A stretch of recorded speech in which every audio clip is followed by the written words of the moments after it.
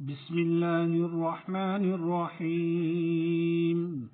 مثل الذين ينفقون أموالهم في سبيل الله كمثل حبة أنبتت سبع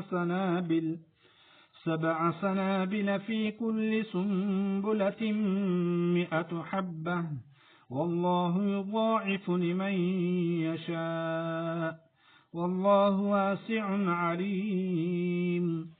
الذين ينفقون أموالهم في سبيل الله ثم لا يتبعون ما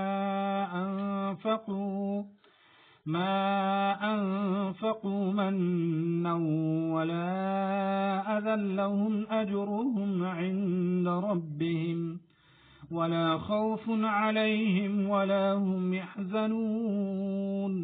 قول معروف ومغفرة خير من صدقة يتبعها أذى، والله غني حليم. يا أيها الذين آمنوا لا تبطلوا صدقاتكم بالمن والأذى كالذي ينفق ماله رئاء الناس ولا يؤمن بالله واليوم الآخر، فمثله كمثل صفان عليه تراب فأصابه وابل فتركه صلدا، لا يقدرون على شيء مما كسبوا، والله لا يهدي القوم الكافرين. ومثل الذين ينفقون أموالهم ابتغاء مرضات الله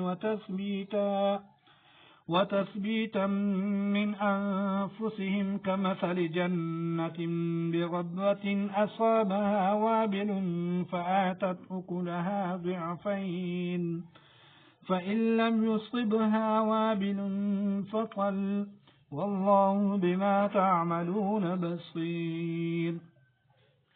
أيود أحدكم أن تكون له جنة من نخيل وأعناب تجري من تحتها الأنهار له فيها من كل الثمرات وأصابه الكبر وله ذرية ضعفاء فأصابها إعصار فيه نار فاحترقت، كذلك يبين الله لكم الآيات لعلكم تتفكرون.